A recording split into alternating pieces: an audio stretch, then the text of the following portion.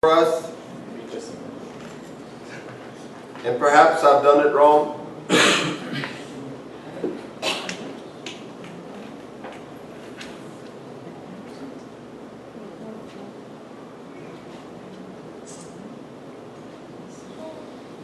Does anyone know it in Arabic? We don't recognize one. Just one word we're trying. Yeah, you just say it the way you know it. نويت صوم غد رمضان هذه السنة لله تعالى. I intend to fast this day in order to perform my duty towards Allah. Does it say I intend to fast this day so that I will be so hungry and so thirsty, and when the sun sets I will eat like a ravenous pig? Yes. I don't believe that's what it says. And I want to tell you folks, if that's what you do, you didn't connect with the source of peace.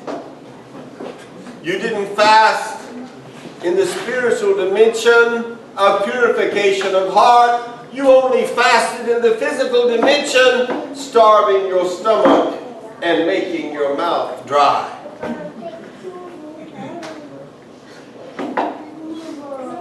So, yes. Do you actually have to say this particular? I mean, when I intend, I don't usually make a formal intention in my brain. I'm only sharing this because it is from the authentic Sunnah. You do not have to say this. I just like to teach little pearls that I find. You can simply say, I intend to fast this day of Ramadan in order to perform, this is what I want you to have in your heart, in order to perform my duty to Allah, to purify myself, to extol Allah, to express my gratitude to Allah. Not just be hungry and thirsty and miserable and irritable. That's not in any of the goals that I named for the month of Ramadan. That, my beloved brothers and sisters, is the very heart of this month. Allah subhanahu wa ta'ala said, I created men and jinns for naught except that they worship me.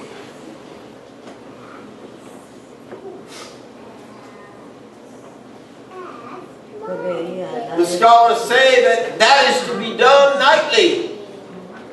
Some say Allah knows our intention, therefore we don't have to. You make your choice. But I deem by Allah that by consciously reading this, putting this on a note card, highlighting and underlining and italicizing that part that says, I intend to fast in order to perform my duties toward you, Allah. Yes, brother? Oh. نويت صوم غد عن أداء فرض شهر رمضان هذه السنة لله. Jazakallah khair. I think the I there looks like an L, right? That's what threw you, right, brother? I thought that after you. Alhamdulillah. And so it's from the authentic hadith. It's another blessing for you to have. For those first timers, these are the things that invalidate a fast. Deliberately eating, smoking, dipping snuff, chewing tobacco. According to some scholars, suppositories, intramuscular or intravenous injections, and there are exceptions for medical reasons. Vomiting, sexual intercourse, and overusing water during wudu'ah. Some of us fail to remember that this religion was revealed in a desert, where people used to perform ghusl with 3 liters of water. 1, 2, And now it takes some people a half hour to perform their wudu. No. We forget that Allah has ordained that we should be the vicegerents of this universe, and we should not overuse its resources. In the state of California, it is believed that if they don't find a solution in 2 years, they will not have sufficient water for their population. So connect to your journey, to your vocation as vicegerents. Don't overuse water.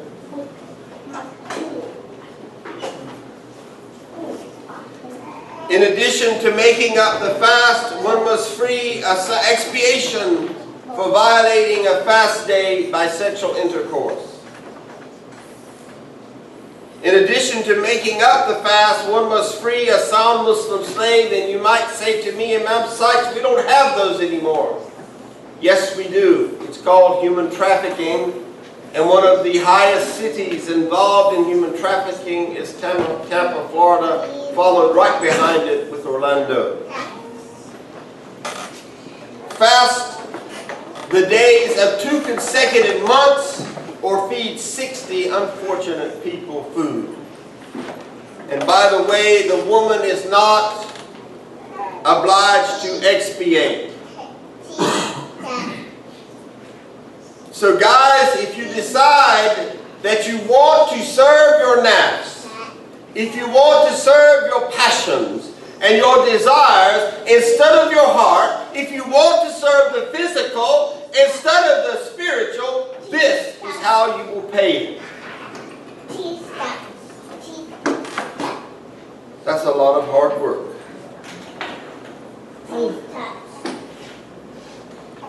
For the first timers, things that do not break the fast are absent-minded eating.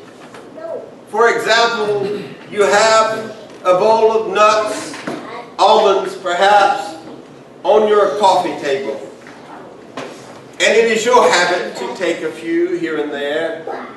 And you forget for a moment and you put them in your mouth and you say, oh, I forgot I'm fasting.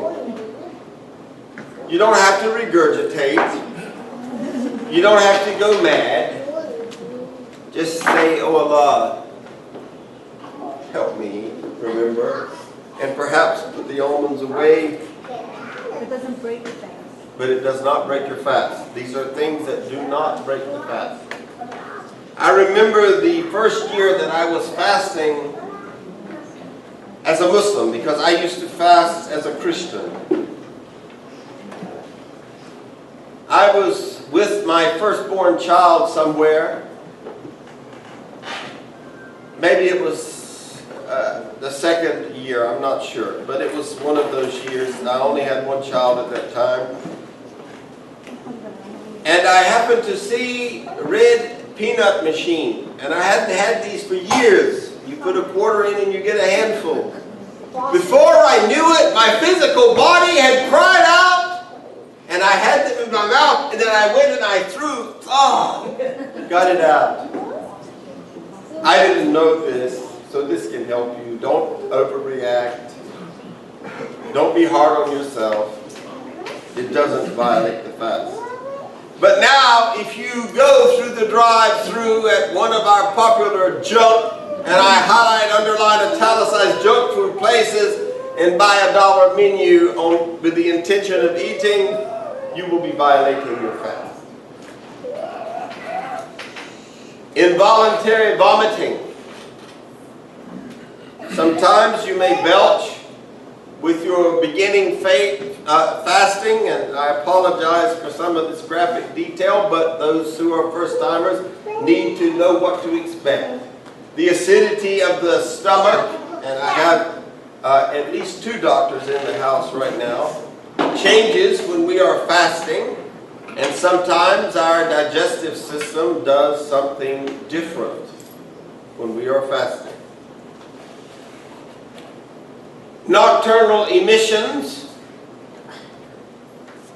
do not break the fast because we do not have control of those. Accidental ingestion of water during ablution. Saliva does not break the fast. I remember some people when they first embraced Islam sucking up their saliva and spitting it out of ignorance. May Allah bless them. They didn't want to swallow anything. My, what a pure faith. The arrival of dawn when one is having their last bite. Some schools have added to this, but this is the most authentic understanding. I am allowed to have suhoor right up until the adhan is called. If I have my last morsel of food in my mouth, I don't have to spit it out. I just swallow it. Yes. So in some places where there are multiple azans going on, you know, in Muslim countries, and I don't know if you know the answer for that. Some people say that you can eat till the last azan, but I'm confused about that. I don't really know how. With today, sister, in the age of computers, and even on almost every newspaper, it tells you what time the sun will rise every day. We have charts with the time of dawn. Inshallah, Allah knows your intention. I don't use this because I don't know what this is calculated on for my time. But when my adhan goes off in the zip code in which I'm living, that means I'm done. That's easy for me. It's not difficult for me. But I have a question about that. Yes, please. Kind of along the line of the sister from Pakistan. He wants to have the breakfast before, like an hour before dawn almost. There are some people that do this, and it's just not founded. Some schools recommend. I mean, some people, when I became a Muslim, said, "Oh, you got to stop 20 minutes. You got to stop 10 minutes." All of this is man-made. It's actually from the Quran. Your prayer times, the windows of prayer times, the time of fasting is from dawn until sunset, not 1 hour before dawn. Allah does not wish to impose difficulty on you. So Imam says, lying, cheating, and all those other good stuff you do, those things won't break fast. Of course they break the fast. I'm trying to do, what I'm trying to cover is some physical things. But if you are lying, if you are cheating, and all of those things that are what you're supposed to be healing the heart from, it will invalidate your fast. But on a different level, not the physical level, that's the spiritual level, which is where I'm going to go from here, inshallah. That's a different dimension. But the most important dimension, the dimension that I can't wait to talk about. I'm chomping at the bit to talk about that dimension. But I want to make sure that our first-timers have in their foundation this knowledge, so that they move through Shaban and Ramadan with the fluidity of heart, mind, and spirit.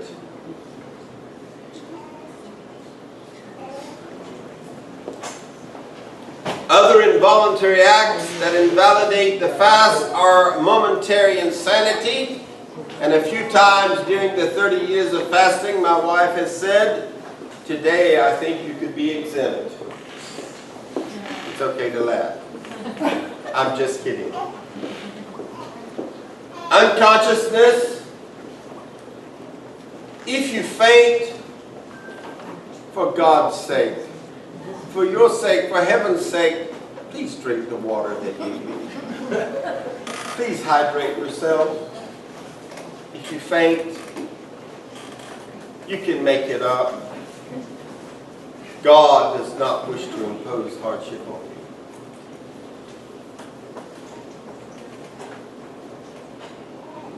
you. Menstrual or postnatal flow. The insane are not obliged to make up days. Now don't do like some of these people that go murder somebody and use the insanity plea. Allah knows your conditions yesterday. What if you're like a dog thing? Do you drink water? Like, do you know you're If you feel like you're going to faint, by all means, break your fast. Doctors, help me out. When someone is fainting, what is it a sign? What is it telling your body? A variety of things that can be just a reflex, but yeah, dehydration or hunger or hyperglycemia. So you would recommend, as a doctor, that someone is fainting, they should drink water, right? Lie down.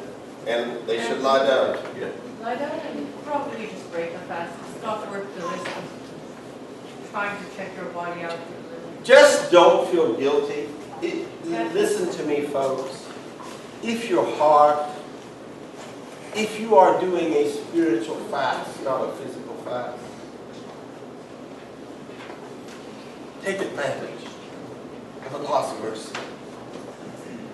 You see, I hope that the underlying theme and the essence of what I'm saying today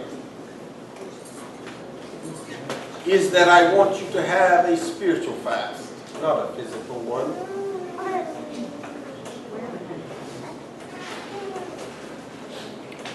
Recommended measures while fasting. A pre-dawn meal, even if slight or just water. I cannot eat biryani and nihari for suhoor because it makes my fast like there is a lion within my being. An elephant, perhaps, inside of me. But I can drink a quart of water. That works for me. You have to find out what works for you. And this is part of the mercy of Allah. Hasten to break the fast when the sun is set. Don't say, oh, I'll wait. It's from the Sunnah, hasten to break the fast. Now I'm going to say something and I'm going to contradict it later.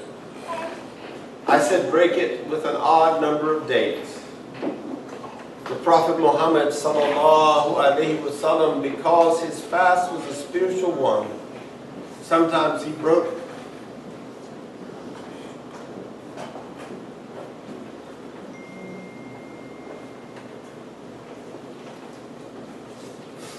He broke his fast with a piece of meat. And if there was water, he had water. That's a spiritual fast.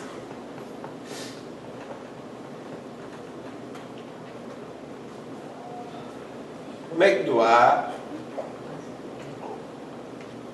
Make dua. You know, so can I ask a question which is perhaps relevant to the young women converts? Where you said that it invalidates your fast when you start your menstrual flow, is there any such thing as if it's at closer to the end of the day that you can count that fast, or no? It automatically breaks and you have to remake it? Where's my wife? It's about the amount of blood. Can you address that? Sorry, I didn't hear you.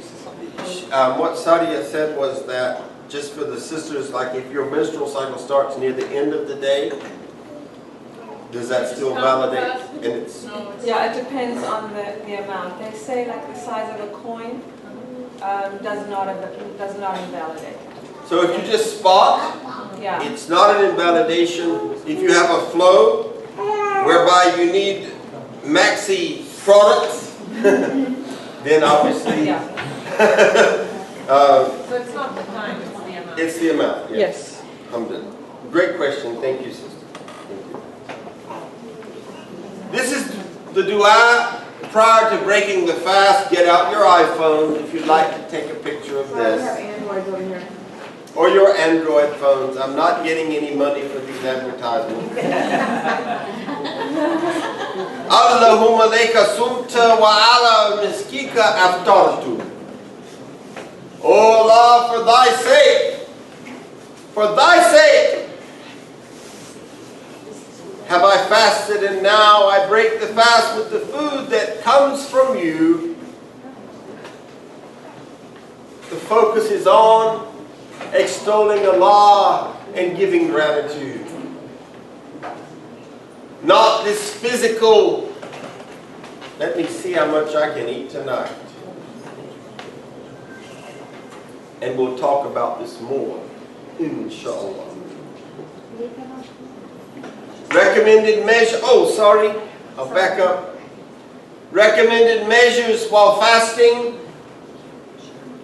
Generosity in charity. This is the month where you will see more fundraisers than any other time in the year, because there are more blessings. So I would like to ask you that if you need help filling out your zakat form, I'm available. I usually do a class on that. I'm not sure I'm going to be able to do it before Ramadan because I am speaking in a church, inshallah, and I don't know yet if it's next Sunday or the following, but you will have a good guest speaker.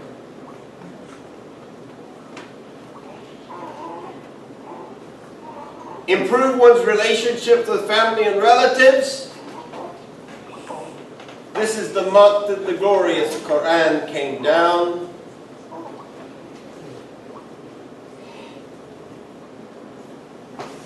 So recite the Quran much and read it much.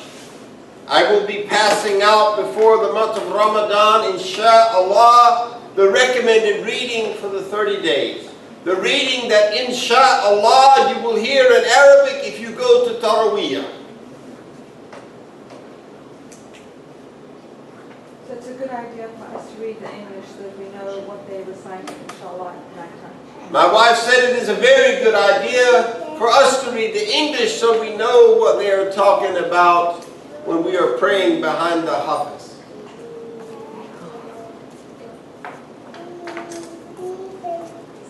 Break the fast with others. Make it your goal this year to remind people to maintain a spiritual attitude when breaking the fast. I am very sad to say this. My heart hurts. But I rarely go to masajid to break my fast because of the ill manners of the people at the masjid. And because I feel that if I go, perhaps my old physical self might become angry at their behavior. And therefore I stay home, or I go to someone's house with whom I feel safe. Given my preference, I prefer to break it with a small, intimate group of people. People who are extolling Allah. People who are talking about Allah and expressing their gratitude and talking about the beauty of their spiritual fast in that day.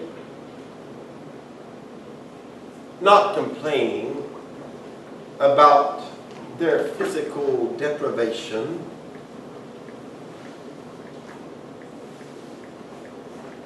You're talking about yourself. I'm just talking in general.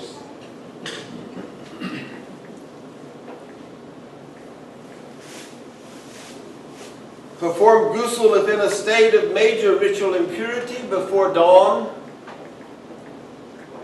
If you are fasting, if you don't know what anything means, please see me after class. Because of the age of certain people in our audience, I want to give the respect due to this.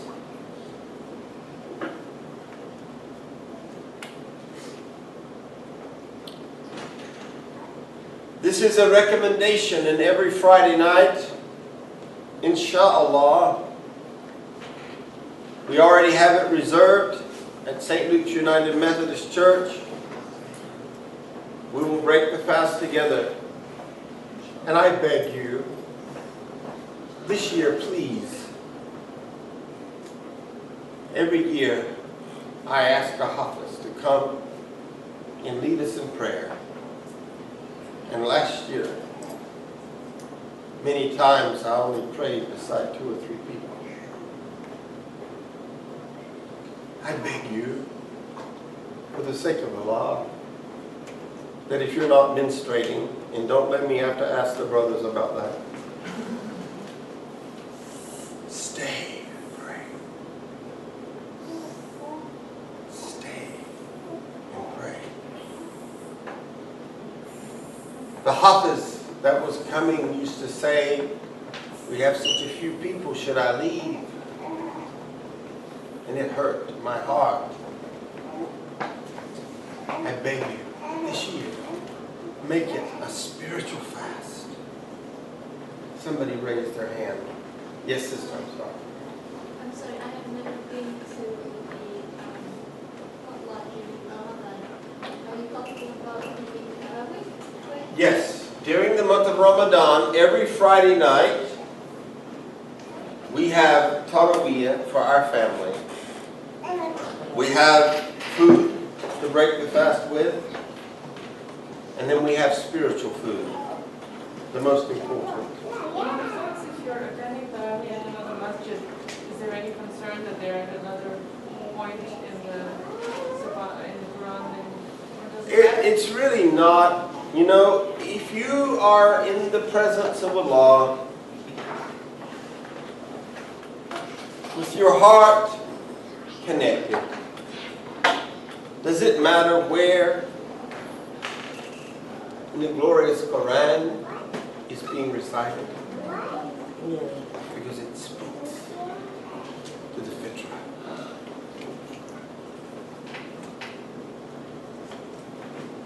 He who breaks another's fast earns the same reward as one who fasted without diminishing the latter's rewards, even in the slightest. I want to say something, and I really want you to hear this. Statistically, people spend more money in the month of Ramadan on food than any other month in the Islamic calendar.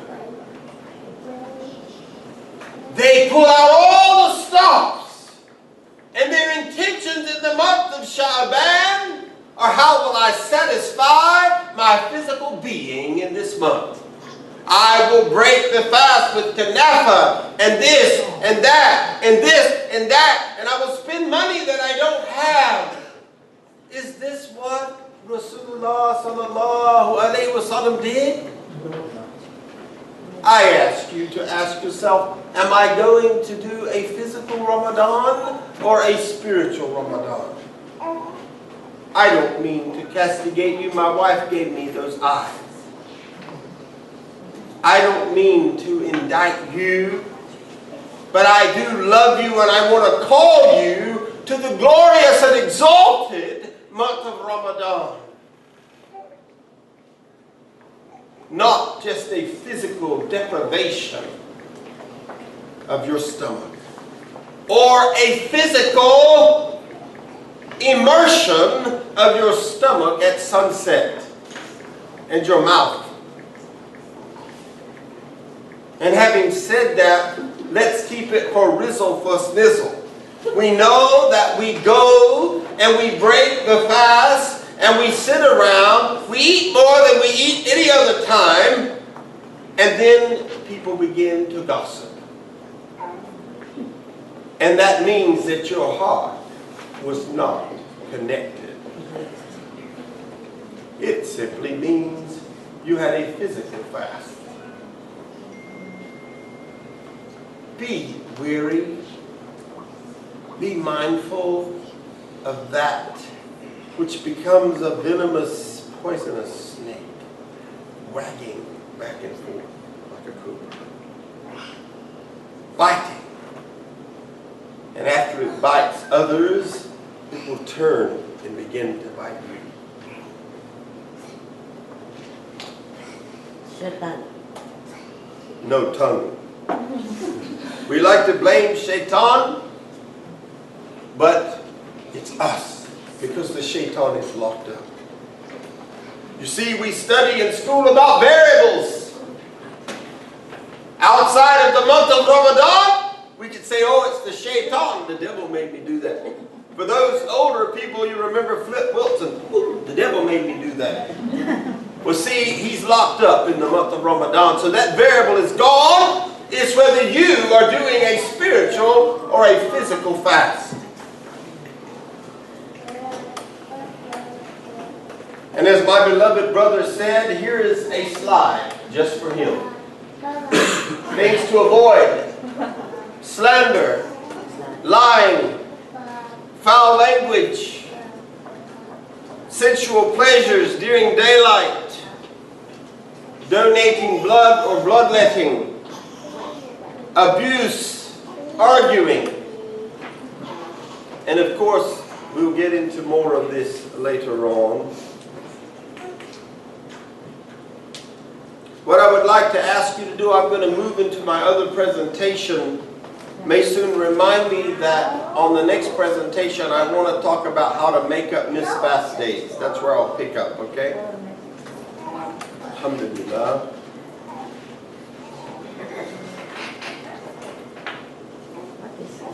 And let me just go over here and pull up my next presentation. Uh-oh.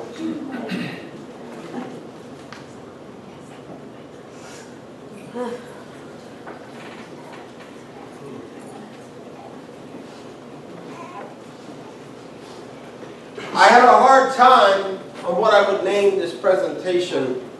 I wanted to call it the heart of Ramadan, but it's about preparing for Psalm, fasting in the month of Ramadan. May soon, oh, that's okay, I got it. Please enlarge it. Yes, thank you, sister. So the very bottom right. Allah's ultimate purpose for us is found in Surah 51 and verse 56. I have created jinns and mankind for the one ultimate purpose, that they fulfill ibadah. They're working on it, Noran. Right here. Right here.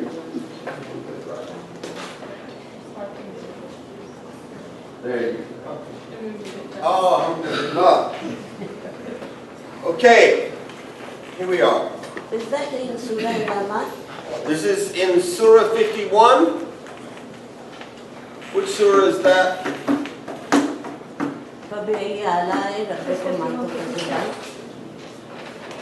It says, I don't remember, Mommy, I'm sorry. Surah 51, I have created jinns and mankind for the one ultimate purpose, that they fulfill ibadah. Worship to me. And I believe that this is the very heart of the month of Ramadan, right here. There are other mission statements and submission statements and cultural statements from the Holy Quran. In the world of business today, we talk about the culture of our business, the culture of a place, and I named those in the previous presentation. But I believe this is the heart of the spiritual experience of the month of Ramadan. This is the unequivocal purpose of human beings on the earth. Philosophers throughout their lives and throughout millennia have been trying to answer the question, why are we here? Scientists and atheists try to answer this question, what are we here for? Allah subhanahu wa ta'ala in His compassion and mercy and grace saved us the years of intensive research and told us that you are here to worship. Did you have a question? No, let's go to Surah Sad. Surah Sad. Surah Sad. Allah saved, as I said, humanity from the thousands of years of investigative research and said, I created you to worship me. Not to satisfy your physical desires, but that your heart, your fitra, would connect to me, the source of peace. This is the most important thing to remember as we approach and practice the holy month of Ramadan. What is ibudiyya? Ubudiyya. Ibudiyya. Ubudiyya. Ubudiyya. Jazakallahu khairan. What is the meaning of Ubudiyya? It is the Arabic word for worship. Oh, okay. It is when I live in this universe and my objectives and my intentions are in accordance with the intent of the Creator. My objectives are not about filling my life with the created things, but my objective and my intention is about earning the pleasure of the one who created me. Allahu Akbar.